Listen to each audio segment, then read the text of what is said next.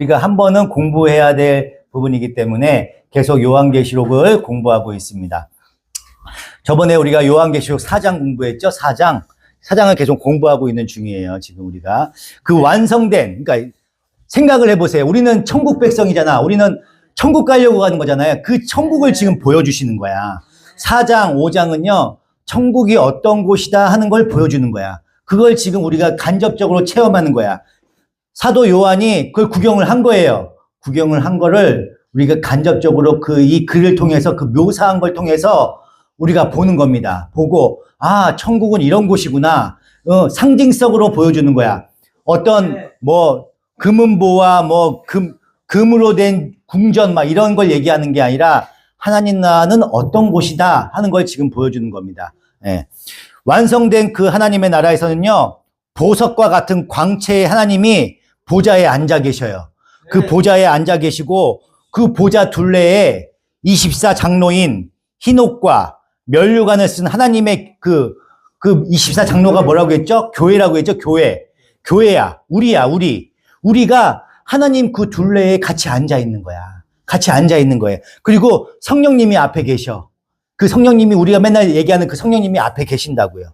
그리고 우리는 원래 하나님한테 범접할 수가 없어. 하나님을 똑바로 쳐다볼 수도 없어요.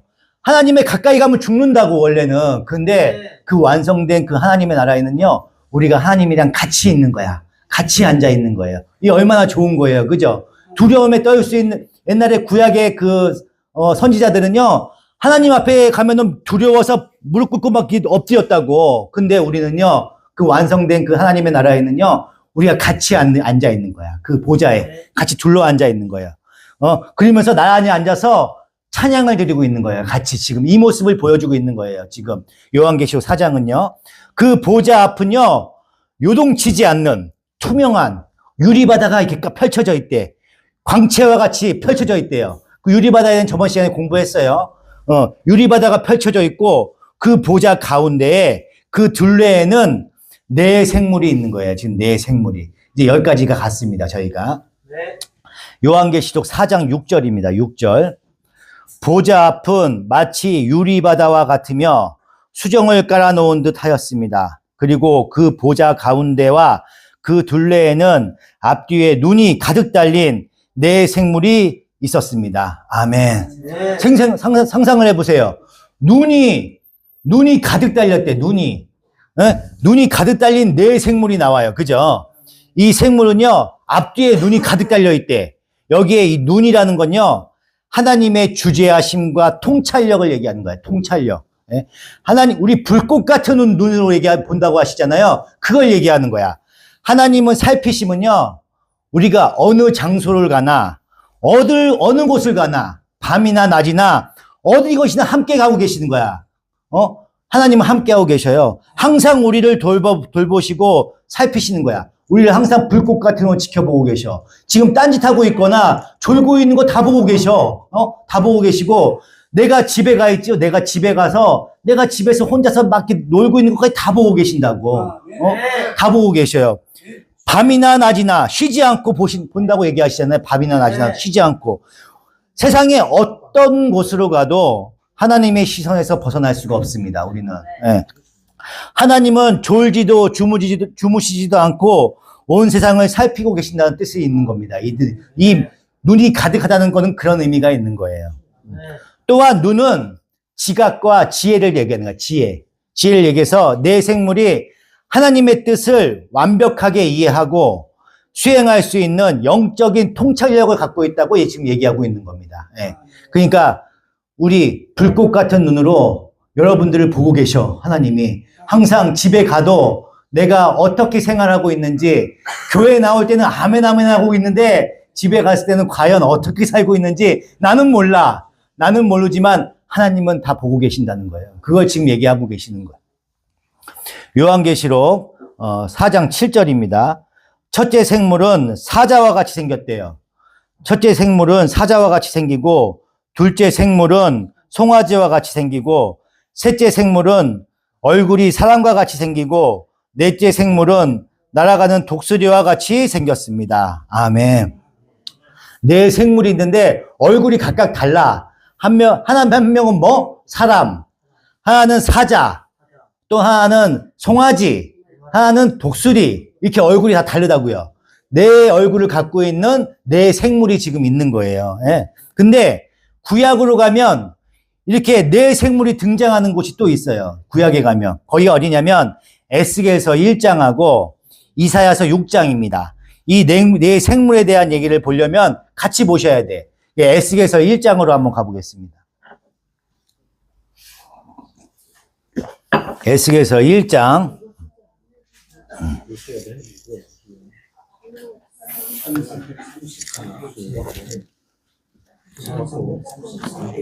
1333페이지입니다. 정모가 엄마를 잘 가르쳐줘요. 1333페이지예요.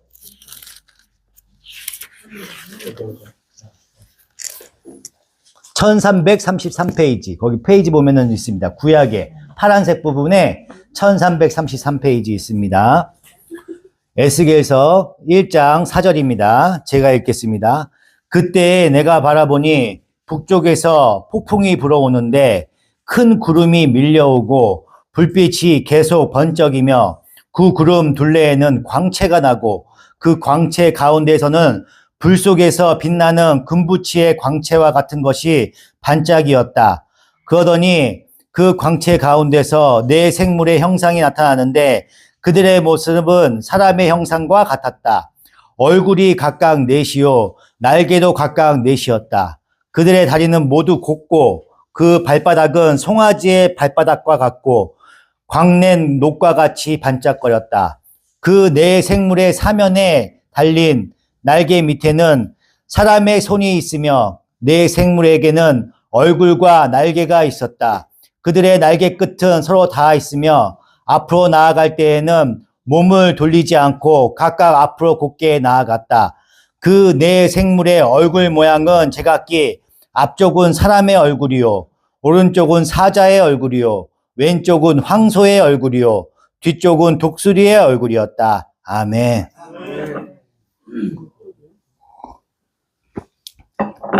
에스겔서하고 요한계시록에 등장하는 네 생물은요 하나님의 보좌 곁을 지키는 존재라는 점에서 공통점이 있어. 보좌를 지키고 있어요. 지금 지키고 있는데 묘사되는 게 약간 틀리죠. 뭐가 틀려 지금? 뭐가 틀릴까요 지금? 읽었잖아. 뭐가 틀려요? 요한계시록에는 각각 얼굴이 있어. 근데 지금 이 에스겔서는요 어떻게 되어 있냐면 앞쪽은 사람이고 옆에는 사자고 뒤에는 송아지고 여기는 독수리란 얘기예요. 이게 네 면이 다 얼굴이 달라. 이게 이어져 있는 거야. 상상해봐. 엄청 징그럽지? 그리고 눈이 막 사방에 막 달렸대, 눈이. 이렇게 돼 있는 거야, 지금. 이렇게 묘사를 하고 있는 거야. 그래서 에스겔서와 계시록에는요, 네 생물이 나오는데, 에스겔서에서는 한 존재가 네 얼굴을 가지고 있어요. 그죠? 반면에 계시록에는 뭐라고? 한 존재당 하나의 얼굴을 가지고 있습니다. 그죠? 이제 이해되죠? 각각 얼굴이 다 이렇게 돼 있어. 요한계시록은. 네 생물은 영적인 존재야. 영적인 거. 영적이라고 뭐예요? 원래 육체가 없어요. 육체가 없기 때문에 하나님의 천사의 일종이야. 이 네 생물은 일종이기 때문에 영적인 존재이기 때문에 육체를 가지고 있지 않아요. 그래서 우리가 이렇게 우리의 모습으로 이렇게 나타나. 그러니까 이걸 어떻게 다르잖아. 네 생물인데 다르잖아. 어떻게 이해되냐면 우리 앞에 나타났을 때 하나님께서 우리에게 보여주시고 싶은 게 있는 거야. 그 보여주고 싶은 상태로 해서 상징적으로 우리 앞에 나타나는 거예요. 우리 앞에 그런 모습으로 보여주시는 거야.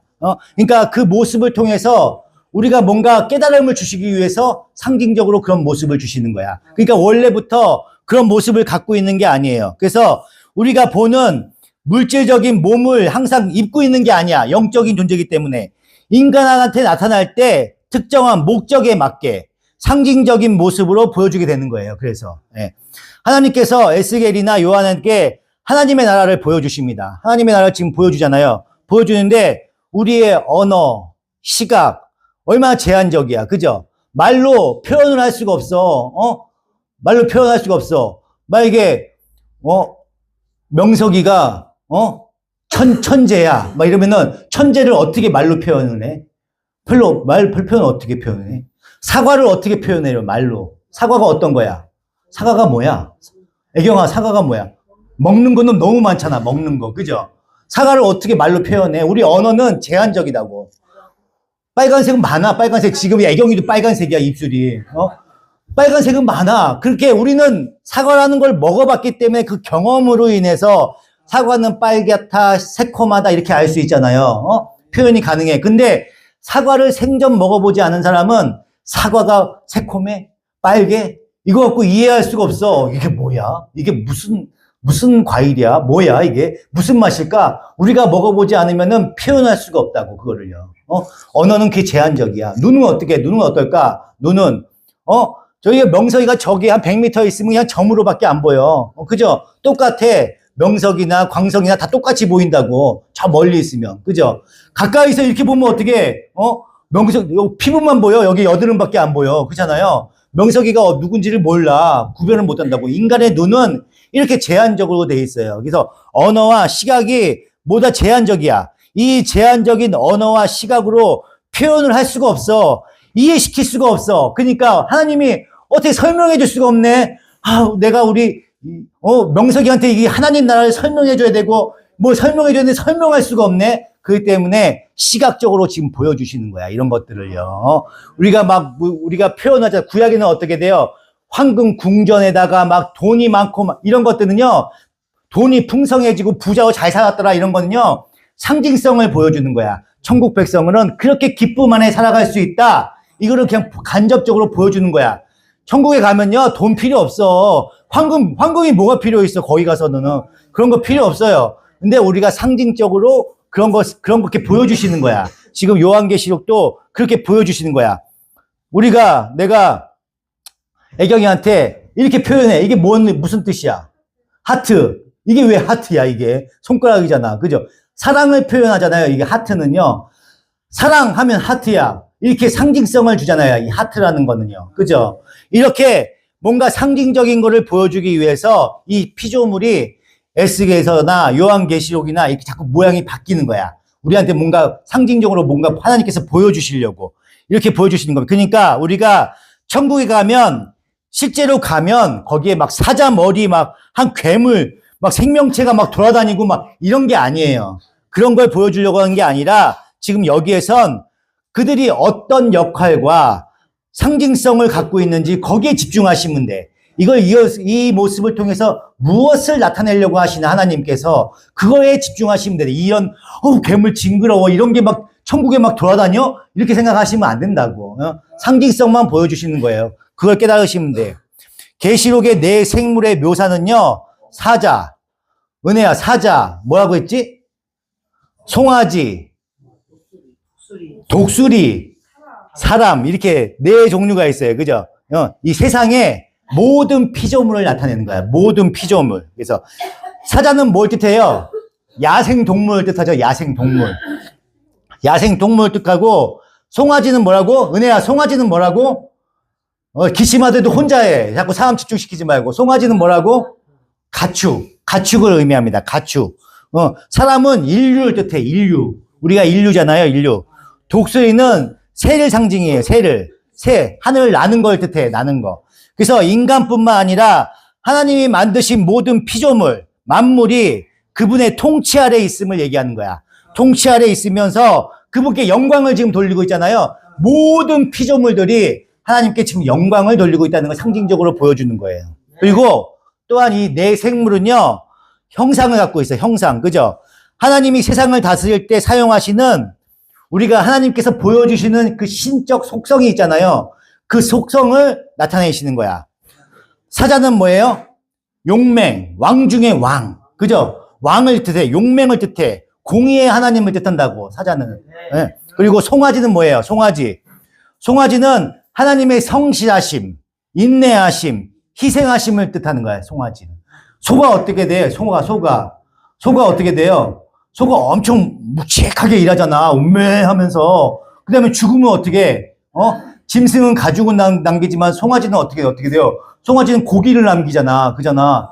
그것도 부위별로 남겨. 막 맛있는 부위별로 다 남겨. 뼈는 어떻게 돼? 뼈는 막 사골로 막 고아서 막 그 국물 마시면 또 몸에 좋잖아.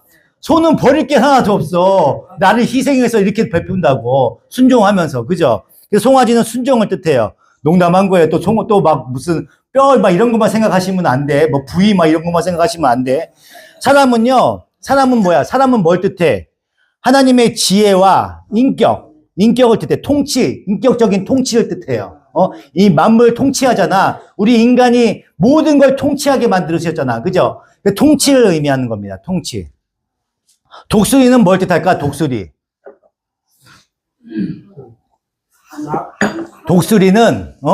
그치. 하늘을 난다는 거는 진짜 초월적인 걸 의미하는 거야. 초월적인 거. 초월적이고 신속한 심판과 구원을 의미합니다. 그래서 독수리가 어렸을 때는 천적이 있을지 몰라도 하늘을 난 다음부터는 천적이 없어. 독수리를 괴롭힐 짐승이 없다고. 이렇게 초월적인 존재라고. 그래서 하나님의 신적인 속성을 뜻하는 겁니다. 이 네 가지는요. 그래서 또한 이 에스겔 10장에서 보시면요. 에스겔 10장으로 한번 가보겠습니다. 이 네 생물을 바로 그룹이라고 설명을 해요. 그룹. 에스겔 10장 14절입니다. 바로 옆이니까 한번 보세요. 10장 14절.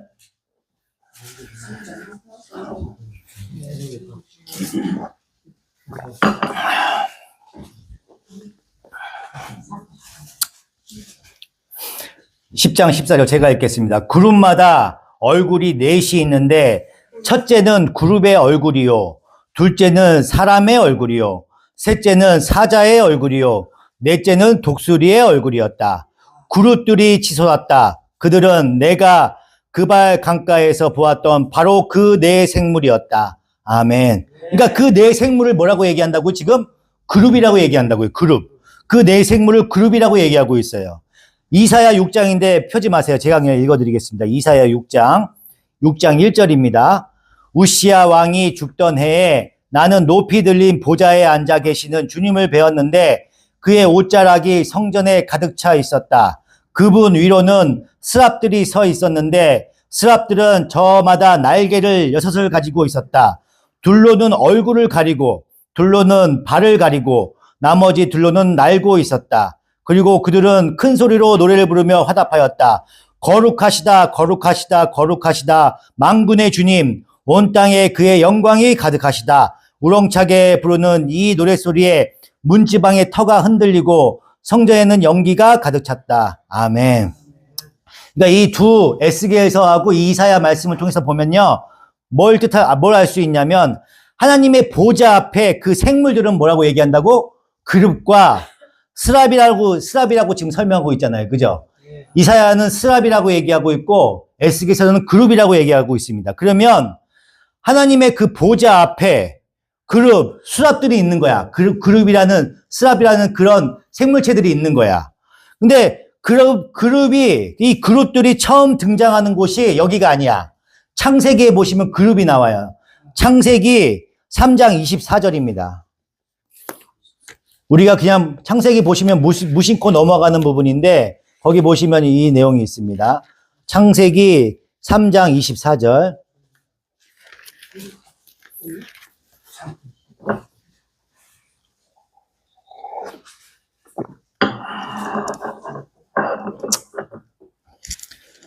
창세기 3장 24절 제가 읽겠습니다. 그를 쫓아내신 다음에 에덴 동산의 동쪽에 그룹들을 세우시고 나오죠.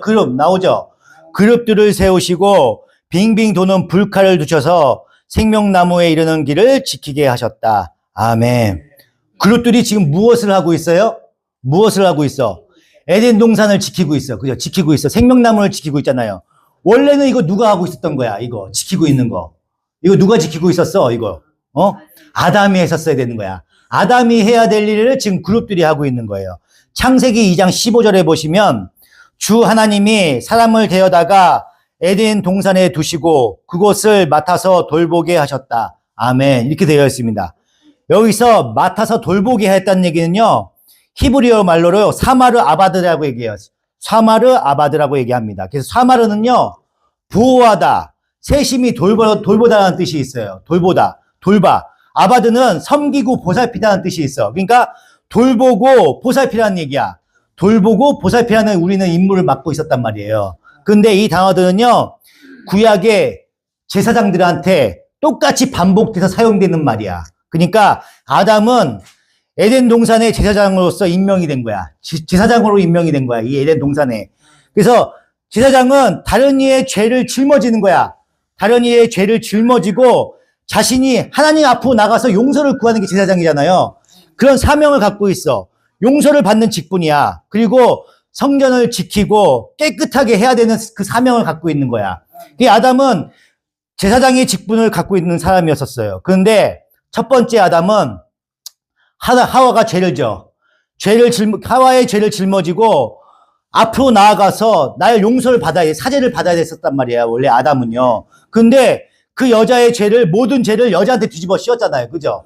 하와한테 뒤집어 씌웠어. 그 뒤집어 씌워버리고 말았단 말이에요. 그리고 또 그 아담은요, 에덴 동산의 왕으로서 하나님의 선지자로서 임명된 자였어. 그런데 그 모든 직분에서 이제 실패해버린 거예요. 아담이. 실패해버렸어. 인간의 죄로 말미암아 그 에덴 동산에서 쫓겨났단 말이에요. 쫓겨나서 그룹들이 그 에덴 동산을 지키게 된 거야. 그러니까 원래 우리가 지켜야 되는 거야.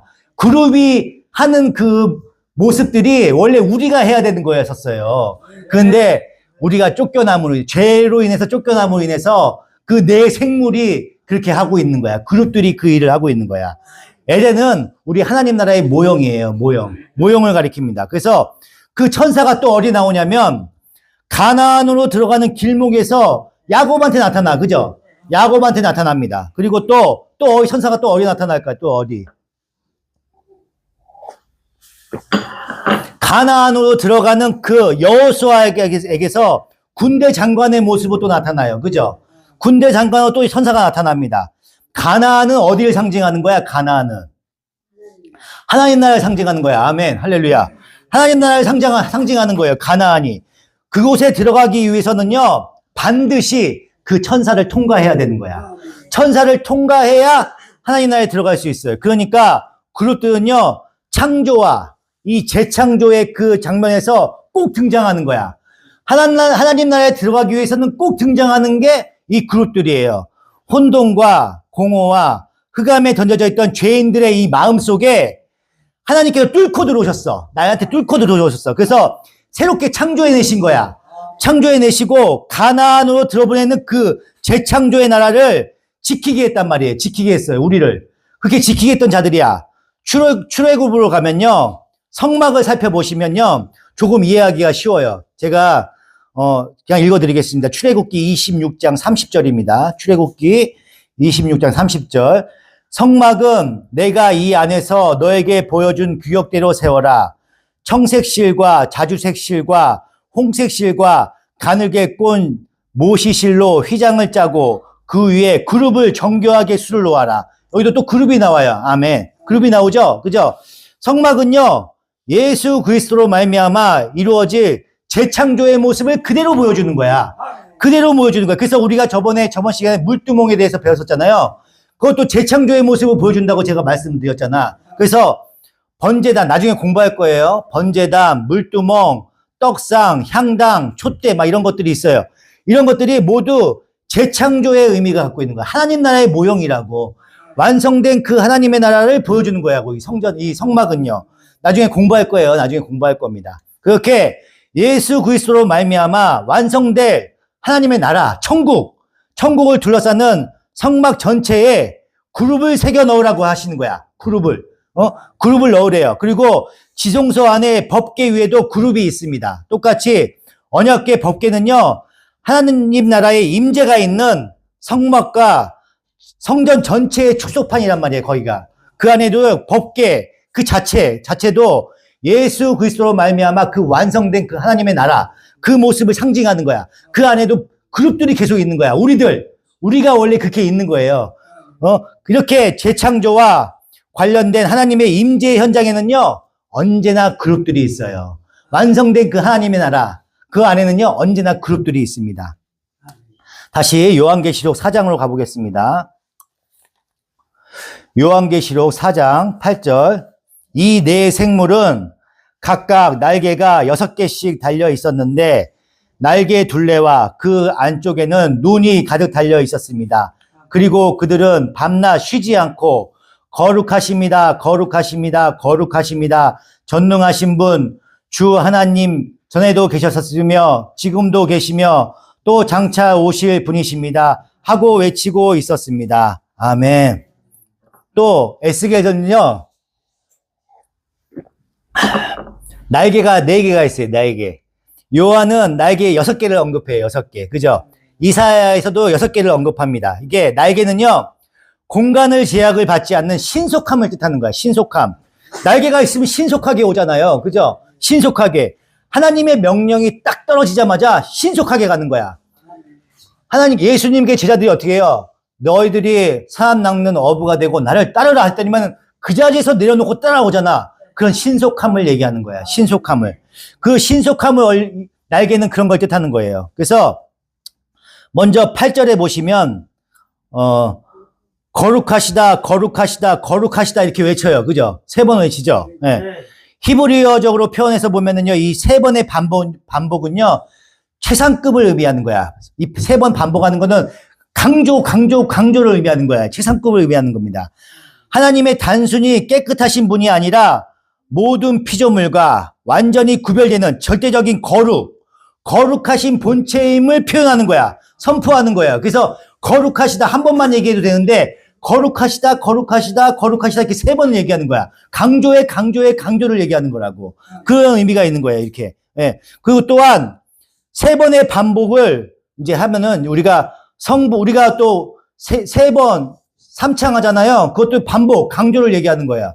성부 하나님, 성자 하나님, 성령 하나님, 이렇게 삼위일체 하나님의 영광을 동시에 찬양하는 의미도 해석할 수가 있어요. 그렇게 3가지 의미도 있습니다. 이렇게 내 생물이 가장 먼저 외치는 것이 거룩이에요. 거룩. 모든 예배의 시작은 거룩으로 시작하는 거야. 모든 예배는 하나님의 거룩하심을 인정하는 데서 출발해야 우리가 그 힘을 받을 수가 있어요. 가르쳐 주시는 거야. 그렇게 우리는 거룩을 얘기해야 되는 거야. 이렇게 3번을요. 전능하신 분 주 하나님 이렇게 얘기하잖아요. 그죠? 전능하신 분 주 하나님. 8절에 보시면은요. 거룩하십니다. 거룩하십니다. 거룩하십니다. 전능하신 분 주 하나님 이렇게 얘기합니다. 여기서도 전능하신 분 주 하나님. 여기서 주와 전능하신 분이라는 건 호칭은요. 하나님의 절대 주권을 얘기하는 거야. 절대 주권. 당시에 요한계시록을 읽었던 성도들이 보면요. 로마 황제가 자기를 주라고 부르라고 했단 말이야. 주. 나를 주라고 불렀어. 나를 주라고 불러. 나를 하나님이라고 불러. 그렇게 얘기했단 말이에요. 그죠? 당시에 요한계시록을 읽었던 이 성도들은요. 그 로마 황제가 주라고 부르는 그에 시달렸단 말이야. 핍박을 받았었어요. 그 핍박 속에 있었다고. 그 내 생물의 찬양은요. 진정한 통치자가 로마 황제가 아니라 오직 하나님 한 분뿐이다. 이걸 얘기하고 있는 거예요. 이 전능하신 주 하나님 이걸 얘기하는 건요. 그래서 강력하게 정치적으로 신앙적으로 선언을 하는 거예요. 이 말을 통해서. 그리고 전에도 계셨고 지금도 계신다.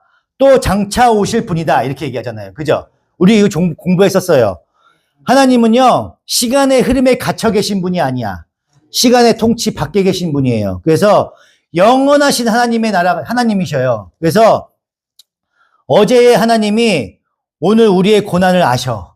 오늘 우리 고난을 아셔. 그리고 장차 승리해 주실 거라는 걸 우리는 확신을 갖는 거야. 거기서 내가 지금 어려움 가운데 있어, 삶이 고난 가운데 있어, 힘들어.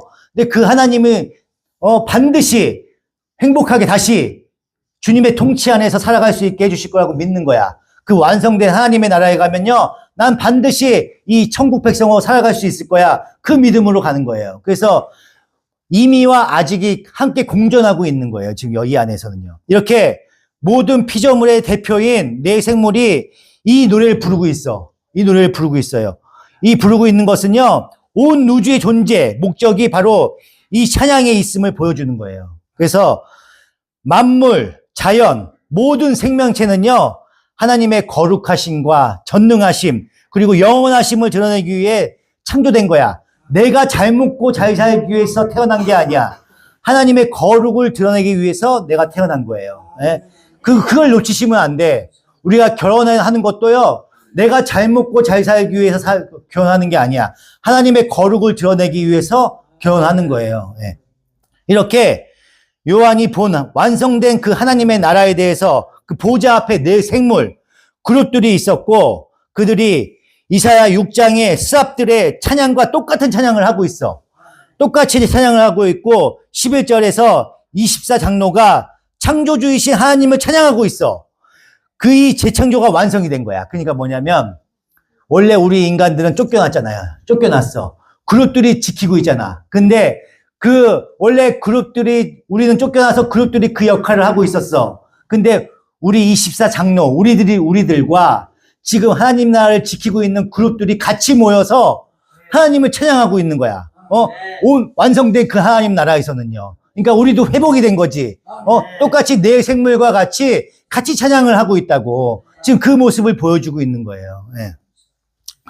요한계시록 4장 10절입니다. 예.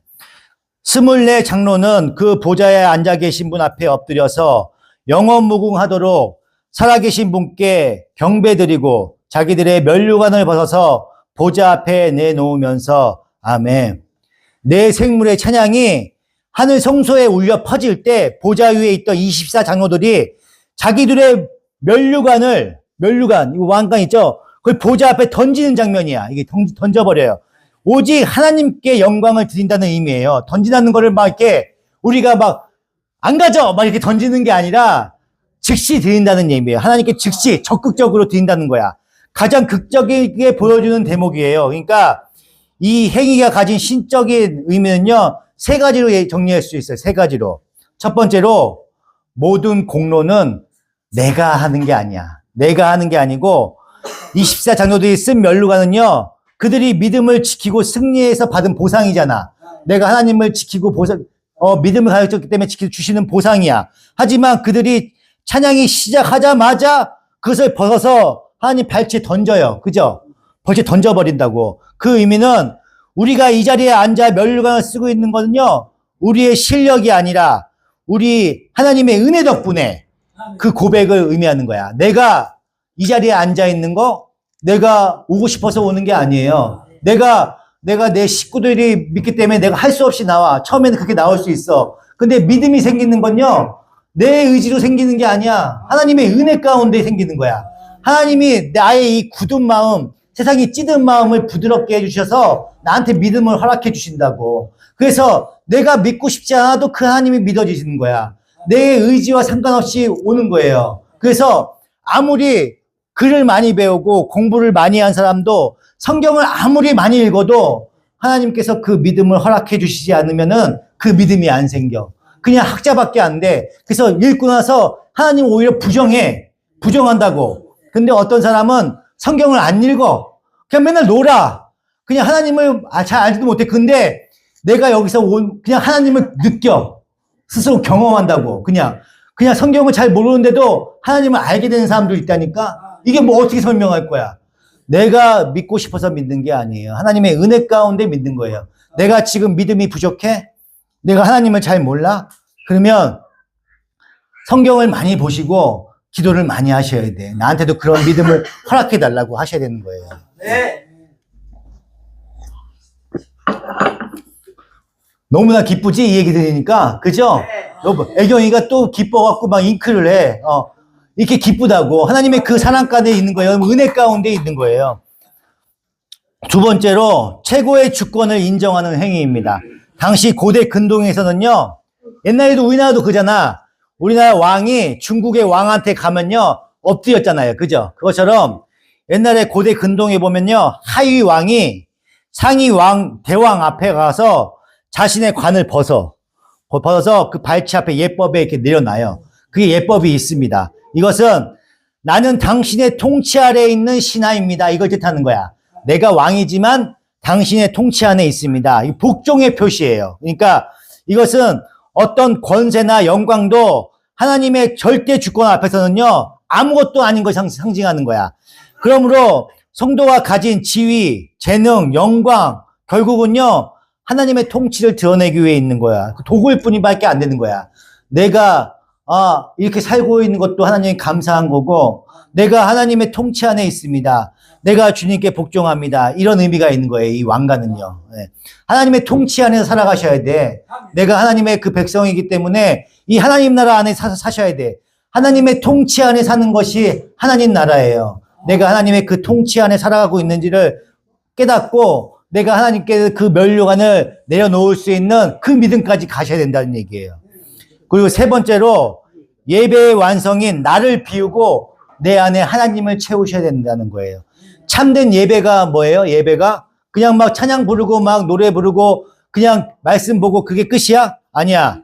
내가 받은 복이나 상급을 자랑하는 자리가 아니야. 이 자리는 나를 자랑하기 위해서 오는 자리가 아니에요. 그것을 주신 분께 다시 돌려드리는 자리예요. 이 자리가 나한테 이런 자리를 주신 거에 감사합니다. 나한테 이렇게 물질을 허락해 주시니 감사합니다. 이걸 돌려드리는 자리라고, 이런 과정이라고. 여기서 면류관을 드렸다는 그 표현은요, 주저함 없는 즉각적인 반응을 뜻하는 거야. 즉각적인 반응.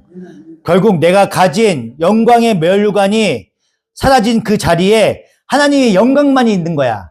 나한테 하나님의 영광만 있는 거예요. 그게 예배의 본질이야. 나한테 본질은 없어. 내가 자랑할 게 없다고. 내가 여기서 내가 나를 드러내려고 온 자리가 아니라고. 하나님의 영광을 드러내기 위해 온 자리라고요. 요한계시록 4장 11절입니다.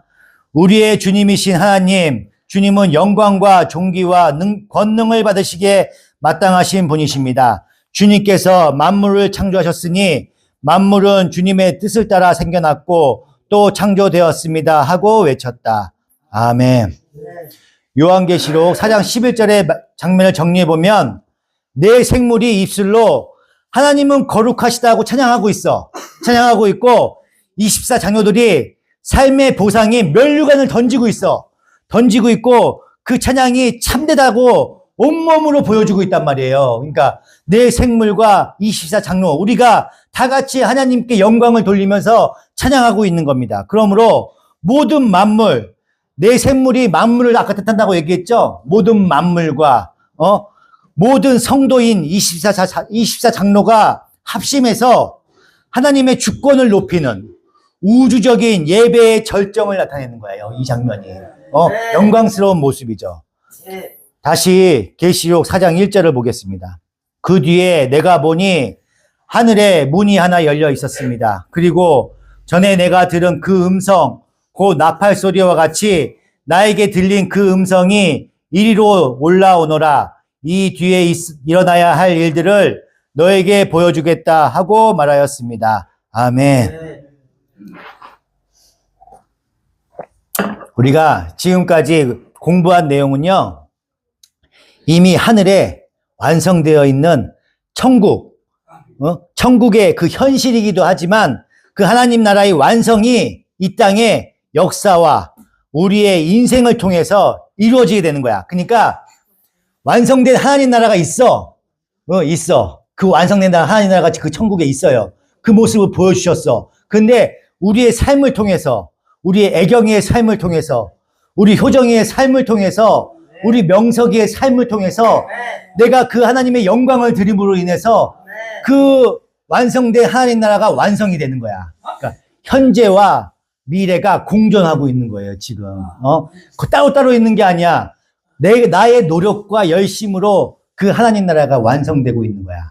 그러니까 우리는 과거와 현재와 미래를 살고 있기 때문에 과거와 현재, 미래를 왔다 갔다 할 수가 없잖아요. 우리는 피조물이기 때문에. 근데 하나님은 과거와 미래와 현재를 통전적으로 바라보고 계시다고. 한꺼번에 이렇게 보고 계셔 있어. 애경이가 응애하고 태어났을 때부터 지금 여기 교회 나왔을 때부터 꼬부랑 할머니가 됐을 때의 모습을 한꺼번에 바라보고 계셔. 그래서 이 애경이가 나의 이 택함 받은 내 자녀가 어떻게 살고 있는지 이 자녀로 인해서 하나님의 거룩이 드러나는 거야. 한 명 한 명을 통해서. 그래서 그 완성된 하나님 나라가 완성이 되는 거야. 그 모습을 지금 보여주는 거예요. 그러면 어떻게 해야 돼? 내 삶이 어때야 돼? 하나님의 그 거룩을 드러내는 삶이 돼야 되는 거죠. 어렵지? 내용이 어렵지? 약간 어려울 수 있어요. 약간 SF 이런 거 생각하시면 돼. 하나님은 통전적으로 바라보셔요. 계시록을 받아든 로마 황제의 치하에서 고통을 받고 있어. 초대교회 성도들은요, 하나님을 믿으면 사형을 당했다고 목이 잘렸어. 그 환난과 핍박 속에서 하늘의 그 완성된 하나님 나라를 이제 보게 된 거야. 봤어요.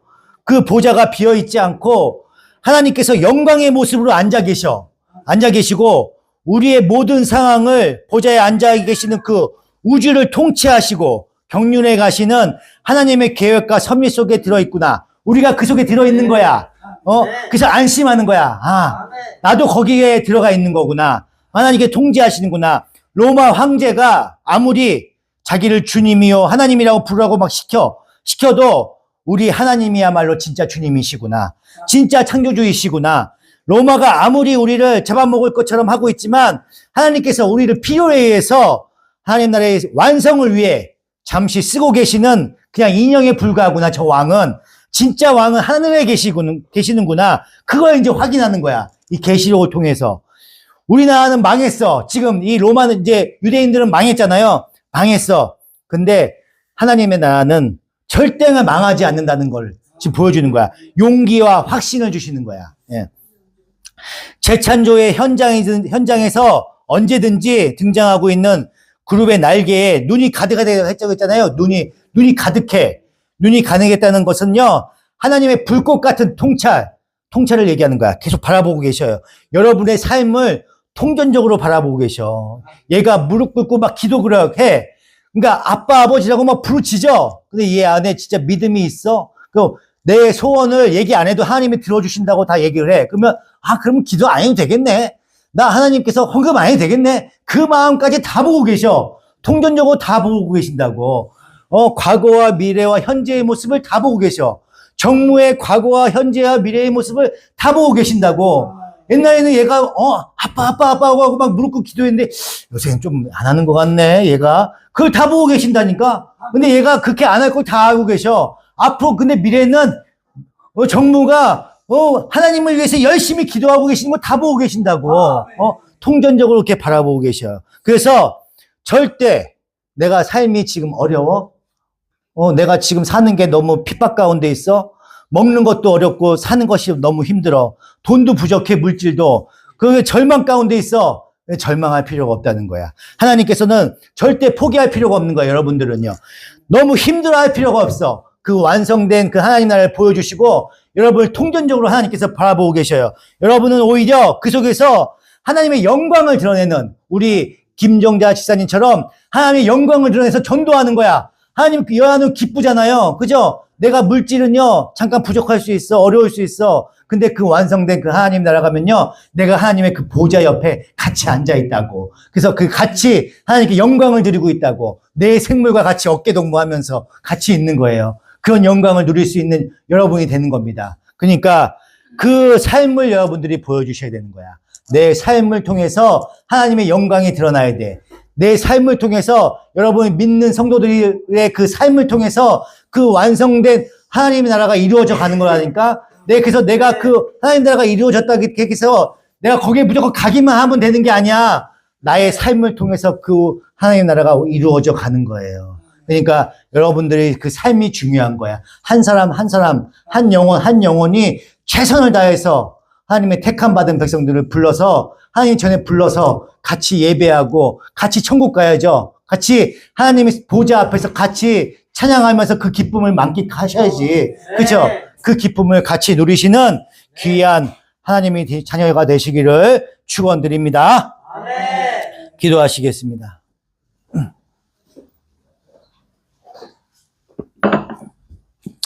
하나님의 크신 은혜와 사랑에 감사합니다. 주님께서 베풀어 주셔서 요한계시록 말씀을 깨닫는 귀한 시간을 허락하여 주시니 감사합니다. 주의 종이 부족하여 말씀을 설명하는데 많은 어려움이 있으나 성령 하나님께서 그 마음을 부드럽게 하여 주셔서 하나님의 말씀을 깨닫게 하여 주시고 주님의 사명자로서 성도들로서 하나님의 그 완성된 하나님의 나라를 지향하는 성도들로서 내 삶을 통해서 그 하나님 나라를 완성해가는 귀한 사역의 길에 함께 동참하는 주님의 백성 되기를 다음 하나님께서 역사하여 주시옵소서.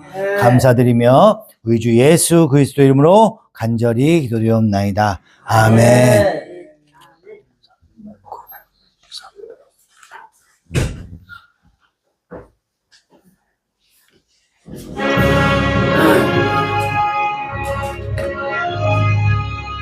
기도문 하심으로 예배를 마치도록 하겠습니다. 하늘에 계신 우리 아버지, 아버지의 이름을 거룩하게 하시며 아버지의 나라가 오게 하시며 아버지의 뜻이 하늘에서와 같이 땅에서도 이루어지게 하소서. 오늘 우리에게 일용할 양식을 주시고 우리가 우리에게 잘못한 사람을 용서하여 준 것 같이 우리 죄를 용서하여 주시고 우리를 시험에 빠지지 않게 하시고 악에서 구하옵소서. 나라와 권능과 영광이 영원히 아버지의 것입니다. 아멘. 지금은 우리 주 예수 그리스도의 은혜와 하나님 아버지의 극진하신 사랑과 성령님의 감화, 감동, 교통, 역사하심이 우리 늘 평안교회 성도들의 머리 위에와 택함받은 성도들의 머리 위에와 하나님의 그 완성된 나라에서 함께 찬양하던 성도들의 머리 위에와 우리 장년부, 청년부의 머리 위에 영혼까지